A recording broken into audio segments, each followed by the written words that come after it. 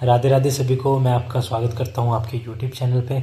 आज हम बात करने जा रहे हैं नेपाल के बारे में, वहां पे चल रही राजनीतिक अस्थिरता के बारे में, सरकार के हो रहे परिवर्तनों के बारे में। तो हाल ही में नेपाल के युवा विरोध प्रदर्शन के लिए सड़कों पे उतर आए। उसका रीज़न आपको आगे वीडियो में पता चल जाएगा। तो इस वीडियो में हम बात करेंगे उसी रीज़न के बारे में, क्या रहा वो क्या कारण थे जो युवा सड़कों पे उतर आए, क्या चल रहा है राजनीतिक कारण, क्या चल रहा है नेपाल की सरकार में, और कब बनी है अंतरिम सरकार, और इसका असर नेपाल के जो नेबर कंट्री है उनके ऊपर क्या रहेगा। तो चलो स्टार्ट करते हैं। ये बात है सितंबर 2025 की। नेपाल में बड़े पैमाने पर विरोध प्रदर्शन शुरू हुए। उसका पीछे रीज़न ये रहा कि सरकार ने वहाँ के जितने भी सोशल मीडिया ऐप जो हम यूज़ कर रहे हैं, जैसे Facebook, WhatsApp, Instagram, X, YouTube, इन सबको बैन कर दिया। सरकार का मानना ये था, उनके बैन के पीछे कारण ये थे कि सरकार बोल रही है जो उनकी टर्म एंड कंडीशंस है, जो सरकार वहाँ पे चाहती है, वो ये है फॉलो नहीं कर रही। बट इसके पीछे कुछ कारण और भी थे, जैसे कि वहाँ के युवा जो सरकार के विरुद्ध सीधा ये सोशल मीडिया पे बोलना स्टार्ट कर चुके थे। ये भी कुछ कारण थे इन ऐप्स को बैन करने का। बट क्या हुआ, सरकार के बैन करते ही युवा और ज़्यादा भड़क उठा। उसके पहले क्या था, नेपाल में चल रहे हैं भ्रष्टाचार, नेपोटिज्म, और युवाओं को अवसर ना मिलने के कारण युवा पहले से बहुत भड़का हुआ था। बट सरकार की कुछ ऐसी नीतियों के कारण जब उन्होंने सोशल मीडिया पे बैन लगाया तो युवा ने इसका विरोध करने की कोशिश की। जब विरोध शांतिपूर्वक ढंग से नहीं हुआ तो नेपाल का युवा सड़क पे उतर आया। सड़क पे उतरने के बाद उनकी मुठभेड़ सुरक्षा कर्मियों के साथ स्टार्ट होगी। बहुत सारे बंदों की इसमें जान भी चली गई। और युवाओं ने क्या किया, जितने भी सरकारी ऑफिस थे उनको जला दिया। और जो वहाँ की स्थिति थी वो सरकार के खातों से बाहर हो चुकी थी। सरकार इसको कंट्रोल ना कर पाई।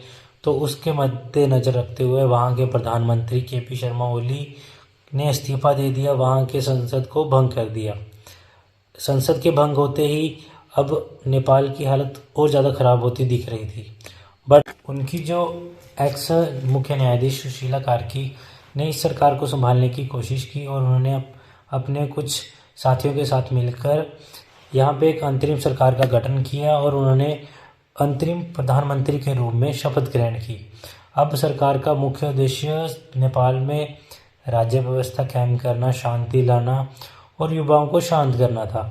तो इस सब को देखते हुए अब उन्होंने अनाउंस किया कि वो 5 मार्च 2026 को चुनाव की डेट फिक्स हुई। अब पूरा का पूरा दारोमदार सुशीला कार्की के ऊपर आ गया है। अब नेपाल को अच्छे ढंग से चलाने की जिम्मेवारी उन्होंने खुद अपने हाथों में ली है।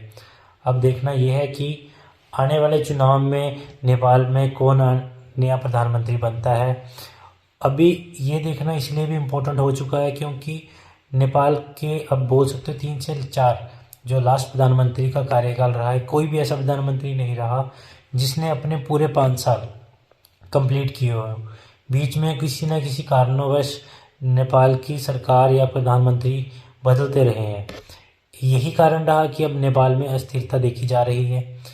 अब आने वाले चुनाव बहुत कुछ डिसाइड करेंगे क्योंकि इन चुनावों पर नज़र देश के युवा या बोल सकते हैं जेन जी, जिस इस आंदोलन को जो मेन नाम दिया जा रहा था वो जेन जी आंदोलन दिया जा रहा था।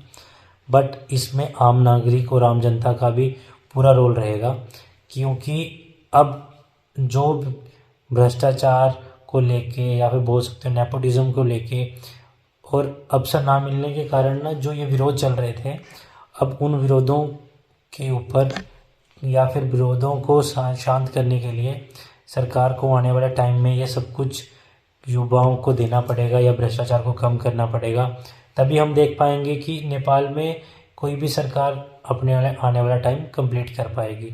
क्योंकि जब एक बार जनता अपनी आवाज़ उठाना स्टार्ट कर देती है, अगर उनको सही ढंग से नहीं हैंडल किया जाएगा तो ये आवाज़ उठती रहेंगी और ये नेपाल फिर से वही विरोध प्रदर्शन में आ सकता है अगर उनकी युवाओं की मांग पूरी ना की गई। और हाल ही में अगर हम देख सकते हैं, इस सब का प्रभाव उसकी नेबर कंट्री या बोल सकते हैं भारत के ऊपर भी पड़ेगा। ये भी डिसाइड करना बहुत अच्छा रहेगा कि अगर आने वाले टाइम में जो भी प्रधानमंत्री बने उसके रिलेशन भारत के साथ कैसे होंगे, कैसे वो इंडिया के साथ डील करेगा।